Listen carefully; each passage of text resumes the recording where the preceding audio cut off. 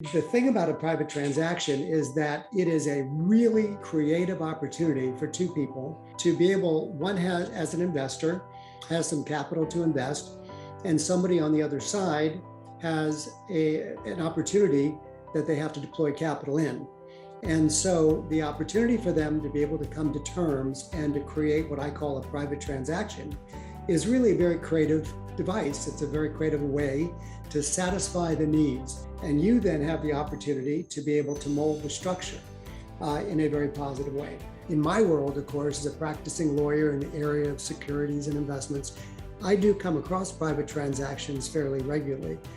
If I were not in this space and I were not involved with a network, I'm not really sure where I would go find him. You've got the business person that says, hey, listen, he treated me fairly and I want to take this opportunity back to him. That's relationship capital.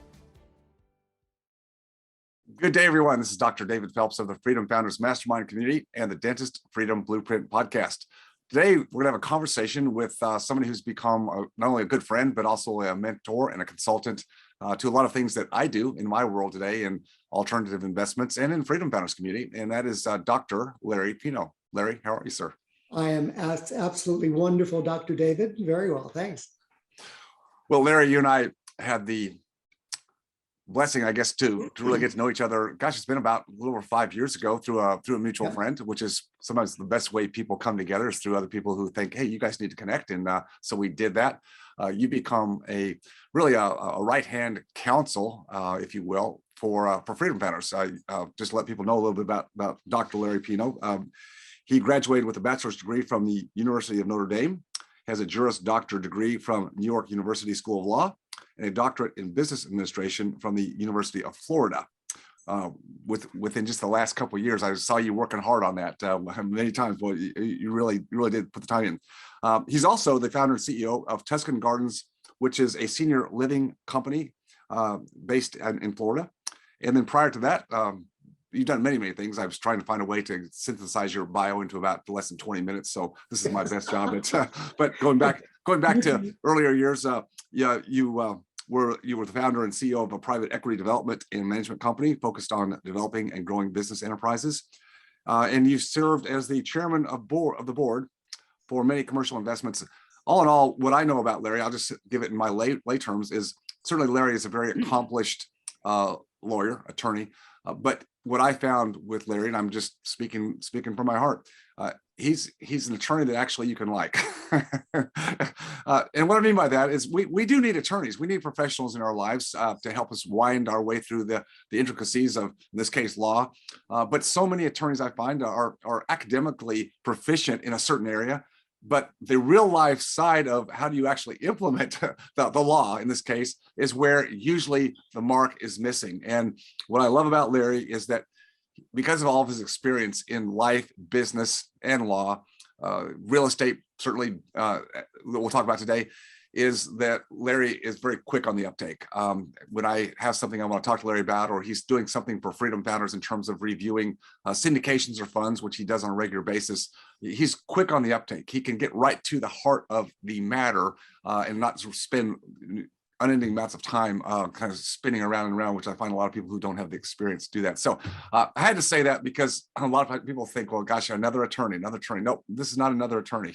This is actually an attorney that has helped not only me, but so many people I know personally that you've taken them through some different iterations of helping them with estate and asset planning and entity structures and just a whole other topic that we could do on another day that you've done for Freedom Founders. But Larry, today, we want to talk specifically about what we're going to talk about is the subject of private transactions. So let's kind of get the scope of what this means. You want to jump in and kind of describe from your standpoint where we're going today? Yeah, so, and thanks for that, David. And I appreciate the accolades and the bio and all that. So, but let's get started on it. So when you think about most investment activity, a lot of it comes out of sort of the institutional world. So you've got people who invest in stocks and bonds, or you've got people invest in REITs if they like real estate, or they get involved in private syndications if they happen to have access to these private syndications for real estate and others. And all of those, fundamentally, you get what's offered to you. You either say yes or no, but you can't alter it at all. The thing about a private transaction is that it is a really, really creative opportunity for two people or institutions to be able, one has, as an investor, has some capital to invest, and somebody on the other side has an opportunity that they have to deploy capital in. And so the opportunity for them to be able to come to terms and to create what I call a private transaction is really a very creative device. It's a very creative way to satisfy the needs. You've got capital that you want to deploy because you've got money that you want to put to work for yourself for passive purposes. Well, okay, where do I put it? Well, you can put it in the stock market, and you kind of know what that looks like. Or you can put it into a syndication and somebody else is going to be driving the bus. Or you can put it into a private transaction where you select the particular transaction, you refine and define what the terms are that are going to be acceptable to you, and you then have the opportunity to be able to mold the structure in a very positive way. So it's got lots of opportunities, and I've done, oh gosh, I don't have enough. I certainly don't have enough fingers and toes, but hundreds and hundreds of these private transactions for individuals that come from either the opportunity side or from the investment side. And if done properly, they are extremely satisfying. And, kind of brings, well, just from our experience, it brings a smile to my face because it's a thing of beauty. It's privately executed. It has a good, solid result and outcome for all the parties. Everybody is happy and they're ready to do it again. Exactly, Larry. You mentioned access. And I think that's something that people that are listening right now or watching us on video are thinking, okay, you access. So where do you find these private transactions? Is it some place? Is there some brokerage for these? Or really what's this look like in the real world, Larry? No, I mean, honestly, well, and in all, I mean, candidly, one of the things that you produce is you produce a wonderful community of individuals who are like-minded. And you have a mastermind community with Freedom Founders, where literally the way that I've described it when I get introduced to one of your current members or new members that are coming in is that you're like a kid in a candy shop. I mean, because you've got all of these wonderful opportunities. You've got, your structure, and I'm sure many people who are listening to podcasts do, but for those who don't, you've got trusted advisors on the one side who have not only their own investment activities, but are constantly coming across opportunities that give the possibility of private transactions. You have members, and the members have capital to deploy. And many times they come across transactions that they do with each other. And sometimes they do a private transaction with one of the trusted advisors. And what it does is it just produces this cauldron of activity. And, I represent you, I represent Freedom Founders, I represent a number of these trusted advisors and members. So I know sort of the amount of activity which is occurring. And I'm sure that there are other types of organizations. I don't know to what extent they get that much involved in the investment side because I'm not involved with them. But I do know that when you get that type of group that has a commonality of interest, private transactions are inevitably going to come out of it. It really comes down to a network, and you can build your own network, which is a great way to do things. You need to get out there in the world, in the space, and find people that are like-minded and are in activities that you think you'd be interested in, and work your way in and become educated. And that's a way to do it. Or you invest or find, as you said, organizations that seem to have that. That's what we love to do in Freedom Founders, as you said, very much on the forefront of creating that environment where capital and investment opportunities can come together. Outside of that, though, David, I mean, in my world, of course, as a practicing lawyer in the area of securities and investments, I do come across private transactions fairly regularly. If I were not in this space and I were not involved with a network, I'm not really sure where I would go find them. Not only because I'm not sure where I'd find the private transactions, but also there's an element of it, which I think, we want to call the trust factor, that you want to be dealing with people that you have a high level of confidence in. And I'm not sure necessarily if you didn't have some network to be able to tap into, or you didn't do it professionally as part of what you do in your career. I'm not sure necessarily where you would come across them.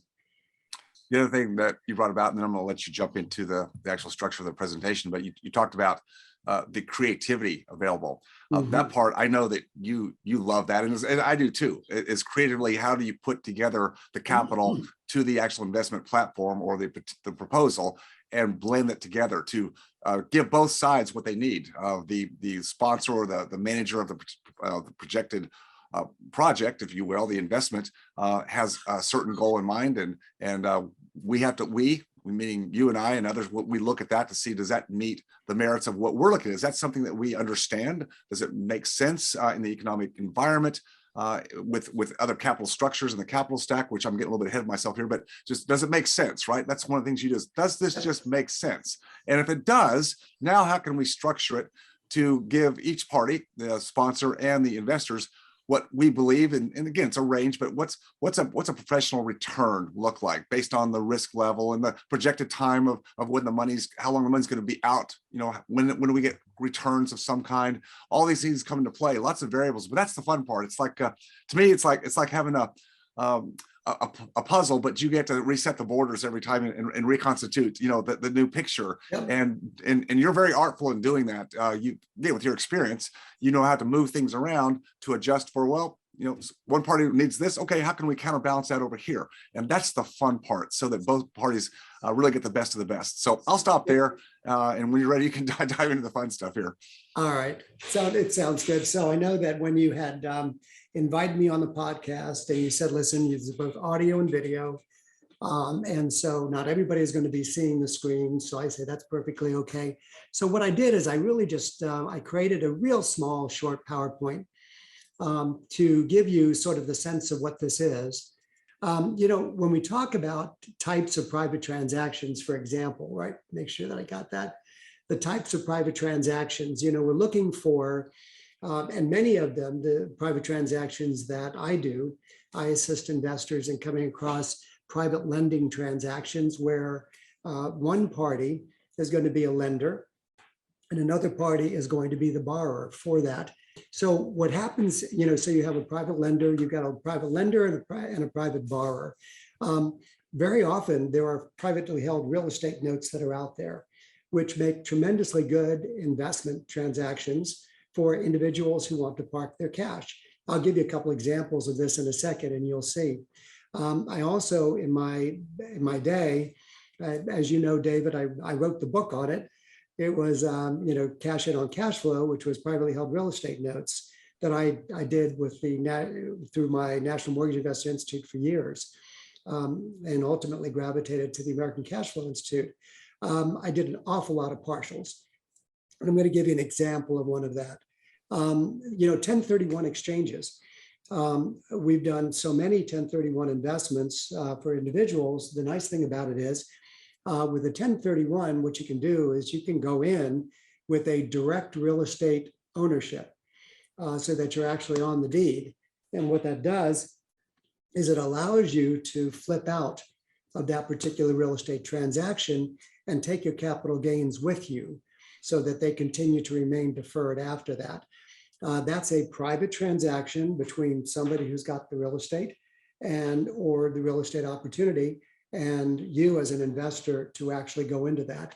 And then there are unique transactions, and I'll give you an example of what I'm talking about a unique one, which I thought was kind of fun for a particular client, which I've got. The advantages of them we talked about before as a prelude to this, which was that it gives the opportunity. So, when I start off being involved in and being pulled in, either on the part of the opportunity or on the part of the investor, you're really just trying to understand. So what are your needs?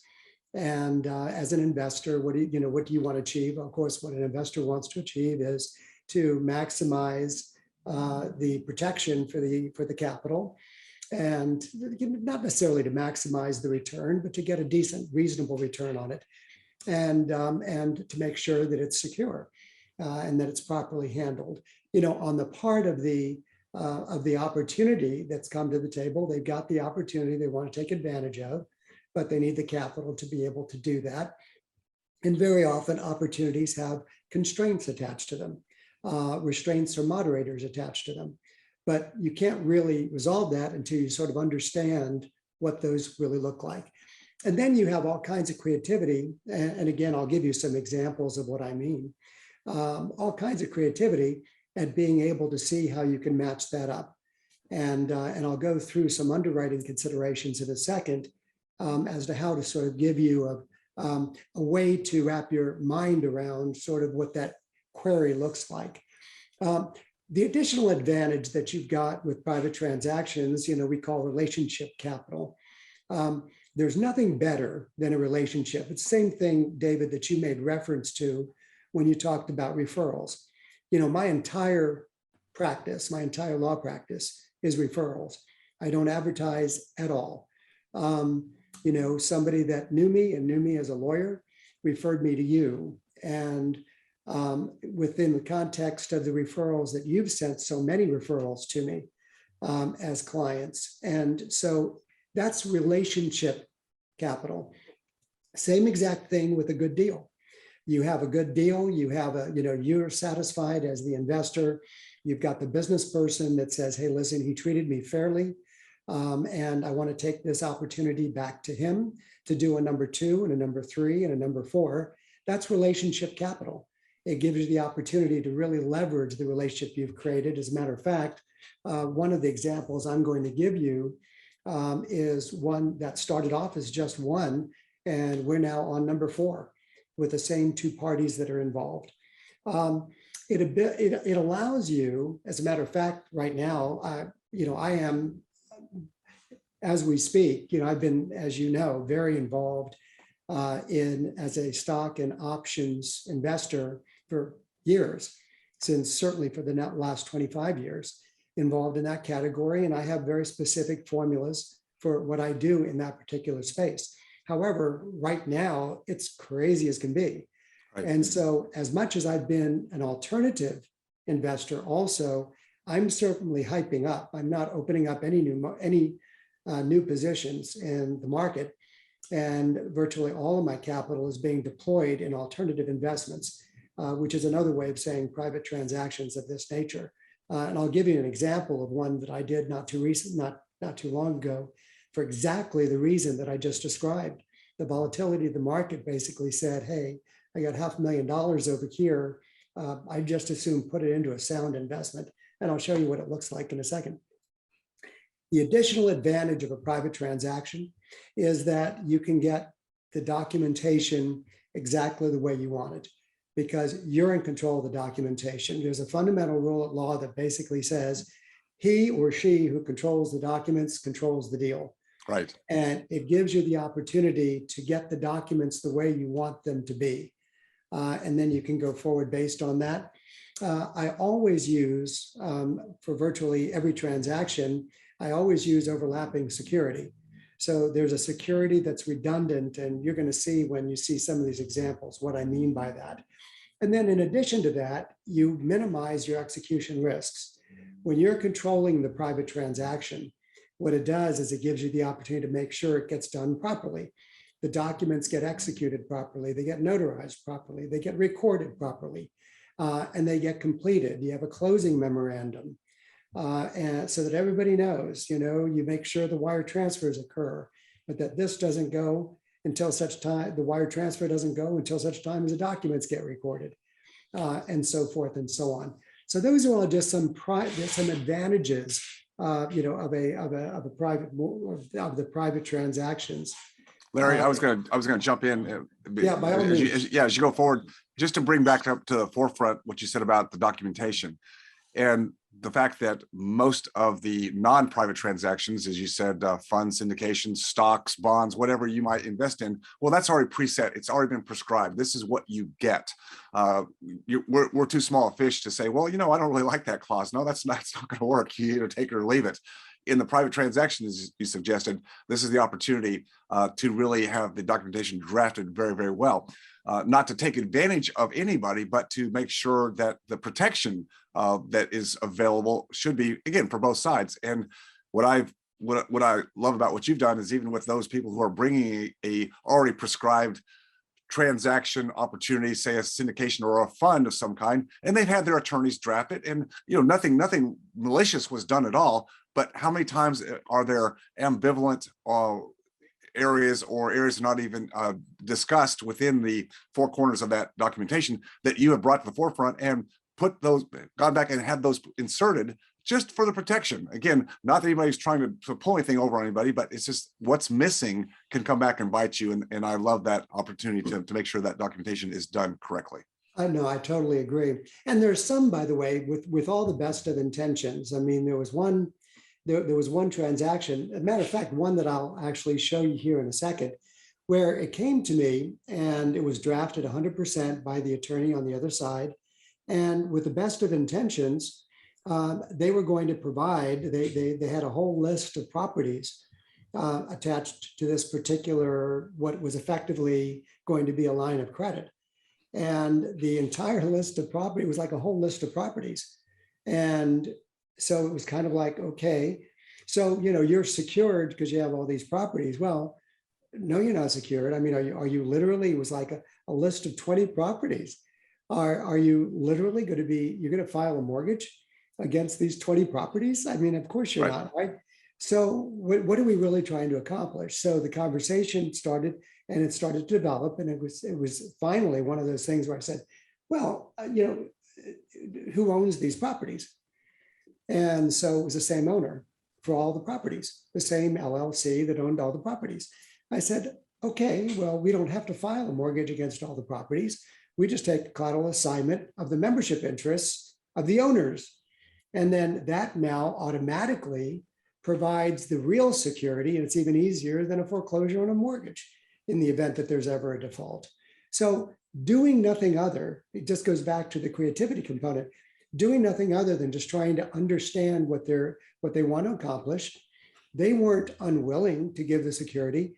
They just didn't realize that the method they were going to use for the security wasn't going to work in that context. So we find something else that satisfies that. And it was all just documentation.